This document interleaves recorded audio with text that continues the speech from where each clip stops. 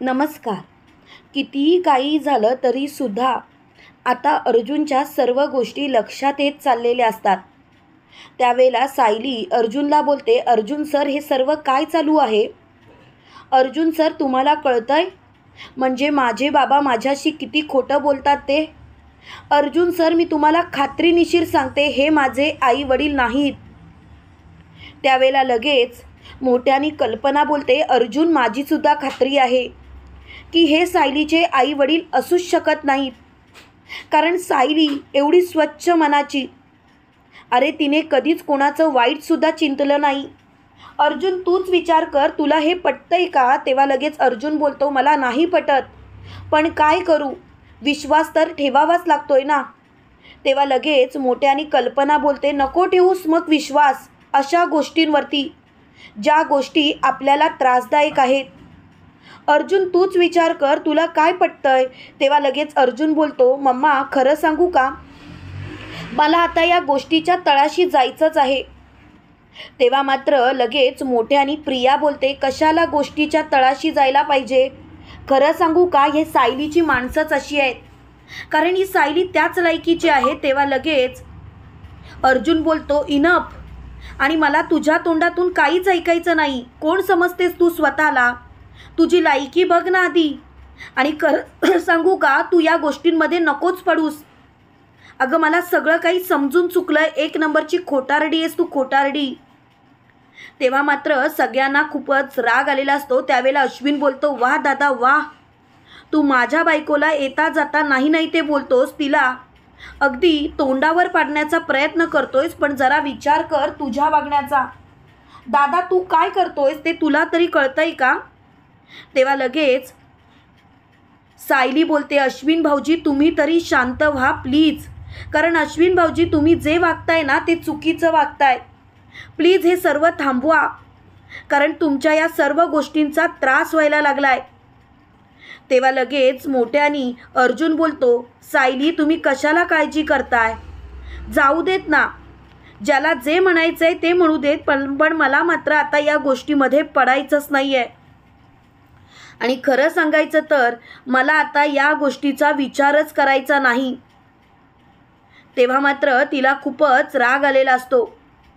त्यावेळेला ती खूपच चिडचिड करत असते. ती मोठ्याने बोलते, पुरे, आता मला हा विषयच ताणायचा नाही. हा विषय इथल्या इथे बंद झाला तर बरं होईल. त्यावेळेला तिला खूपच चीड आलेली असते. त्याच वेळेला लगेच मोठ्यानी कल्पना बोलते, सायली बाळा तू शांत हो. सायली बाळा तू या गोष्टीचा विचारच करू नकोस. आणि आता तर मला या गोष्टीवरती काही एक बोलायचं नाही. आता हा विषय इथल्या इथे थांबला तर बरं होईल.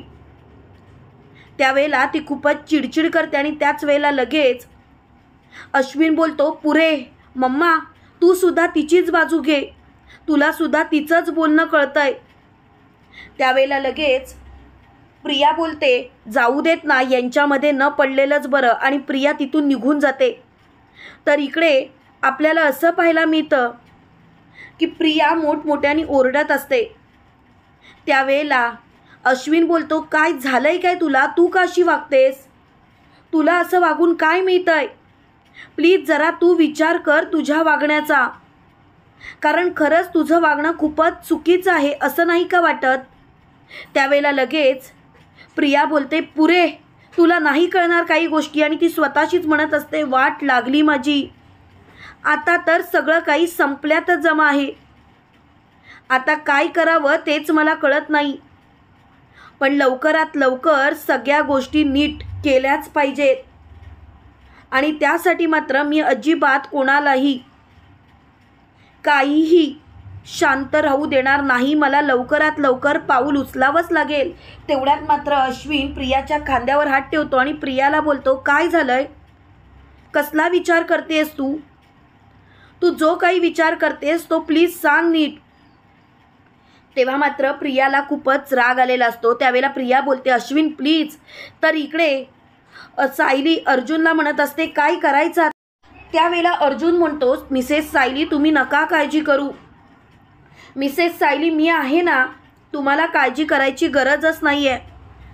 मी आता सगळं काही नीट करेन आणि तुम्ही प्लीज शांत व्हा. तेव्हा लगेच सायली बोलते, अर्जुन सर तुम्ही प्लीज शांत व्हा. मला माहिती आहे ते माझे आई वडील नाहीत, मला पूर्णपणे खात्री आहे, पण आता करायचं तरी काय. त्यावेळेला लगेच अर्जुन बोलतो, आता आपल्याकडे शेवटचा एकच पर्याय. तुम्ही बोलला ते मला पटतंय. तुम्ही जे काही बोलला होतात ना ते खरोखर योग्य आहे. आणि खरं सांगू का, याच गोष्टीचा आता मला विचार करावा लागेल. त्यावेळेला तिला खूपच राग आलेला असतो. त्याच वेळेला लगेच प्रिया मोठ्याने बोलते, अर्जुन काय चाललंय तुझं. त्यावेळेला लगेच अर्जुन बोलतो, 1 मिनिट, तू माझ्या बेडरूममध्ये कशी का आलीस. तुझी हिंमतच कशी झाली. आत्ताच्या आता चालती पड आणि प्लीज आत्ताच्या आत्ता इथून जा. आणि तो तिला बेडरूममधून धक्के मारून बाहेर काढतो. तेव्हा मात्र खूपच राग प्रियाला आलेला असतो. त्याच वेळेला लगेच अर्जुन स्वतःच्या बेडरूमचा दरवाजा लावतो आणि म्हणतो, काय मूर्ख मुलगी आहे, कोणाच्याही बेडरूममध्ये शिरत असते. खरंच या मुलीला कळत नाही का कसं वागावं ते. तेव्हा लगेच प्रिया बोलते, अर्जुन तू आता जे काही वागलायस ना त्याची शिक्षा मात्र तुला मिळणार. अर्जुन सोडणार नाही मी तुला. त्यावेळेला लगेच अर्जुन सायलीला बोलतो, मला ना या मुलीशी काही एक देणं घेणं नाही. ही मुलगी जे काही वागते ना ते चुकीचं वागते आणि हिला याच्या चुकांची जाणीव द्यायलाच पाहिजे करून. तेव्हा लगेच प्रिया बोलते, जाऊ देत, मला तर यांच्याशी काहीही बोलण्यात अर्थ वाटत नाही. तर इकडे आपल्याला असं पाहायला मिळतं, अर्जुन म्हणत असतो, मिसेस सायली आता आपल्याला कठोरातलं कठोर पाऊल उचलावं लागेल आणि त्यासाठी मी काहीही करेन. तेव्हा मात्र मोठ्यानी अर्जुन असं बोलतात सायली बोलते, तुमच्यासोबत मी आहे, तुम्ही काळजी करू नका, मी सगळं काही नीटच करेन, तुम्हाला काळजी करायची गरजच नाही आहे. तेवढ्यात इकडे कल्पना म्हणत असते, पूर्णा आई हे घरात काय घडतंय. असं वाटलं होतं की सायलीचे आई वडील सापडले तर नक्कीच सायली आता खुश असेल, पण नाही, त्या पोरीच्या आयुष्यात तर वादळच आहे आणि मला याच गोष्टीचा खूप त्रास होतोय. आता मला एक गोष्ट मात्र कळून चुकले की काही झालं तरी सुद्धा सायलीच्या आयुष्यात सुखच नाही आहे का. तेव्हा लगेच पूर्णाजी बोलते, कल्पना असं नको बोलूस, असं काही नाही, आपल्या सायलीच्या आयुष्यात सुद्धा सुख येणार आणि तुला काळजी करायची गरज नाही. कल्पना सायली तेवढी धीट आहे. तेव्हा लगेच कल्पना बोलते, खरं सांगू का, मला आता हा विषयच ताणायचा नाही आहे. हा विषयच जर का इथल्या इथे बंद झाला तर बरं होईल. त्यावेळेला लगेच पूर्णाजी बोलते, कल्पना तुला एकच सांगेल, नको त्या गोष्टींचा विचार करू नकोस कल्पना. सगळ्या गोष्टी आपल्याच म्हणण्यासारख्या होतात असं नाही. कधी कधी गोष्टी वेगवेगळ्या घडतात आणि तसं आपल्याला सामोरं जावं लागतं. पण आम्ही सर्वजण आहोत ना, तुला काळजी करायची गरज नाही. तेव्हा कल्पना बोलते, काळजी कशी करायची नाही तुम्हीच सांगा. काळजी तर वाटणारच ना. पूर्ण आई, जे काही घडतंय ते खूपच भयानक घडतंय, तुम्ही स्वतः बघितलं आणि आता तर मला खूप भीती वाटायला लागली. असं वाटायला लागलं की नाही, आता मात्र कोणत्या गोष्टींना सामोरं जायचं तेच मला कळत नाही. तेव्हा लगेच मोठ्यानी पूर्णाजी बोलते, नको काळजी करू, सगळं काही आपल्या मनासारखं होईल आणि अर्जुन सत्य शोधून काढेलच. तेव्हा लगेच कल्पना बोलते, अर्जुन सत्य शोधून काढणारच, पण तुम्हाला एक गोष्ट कळत नाही आहे, अर्जुन जेव्हा सत्य शोधून काढेल आणि जेव्हा सायलीला कळेल की हे तिचे आई वडील नाही आहेत, तेव्हा सायली पुन्हा एकदा खचेल. तेव्हा लगेच पूर्णाजी बोलते, तेव्हा सावरायला तिला आपण आहोत. पण हे असं खोटं बोलून तिचे आई वडील सांगणाऱ्या माणसांना या घरात ठेवणं चुकीचंच आहे ना. तेव्हा कल्पना बोलते, हो तुम्ही बोलताय ते अगदी बरोबर, पण कितीही काही झालं तरी पोरीची खूपच बिकट अवस्था होईल.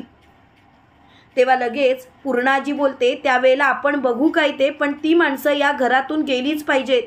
तुम्हाला काय वाटतं मित्रांनो, खरोखर पूर्णाजी, कल्पना आणि अर्जुन मिळून खरं काय ते सत्य शोधून काढतील का आणि सायलीला खरोखर त्या खोट्या आईबापांपासून वाचवतील का?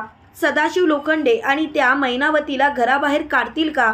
कमेंट करून नक्की कळवा आणि असेच मालिकेंचे नवनवीन अपडेट पाहण्यासाठी व्हिडिओला लाईक आणि चॅनलला सबस्क्राईब करायला विसरू नका. थँक्यू.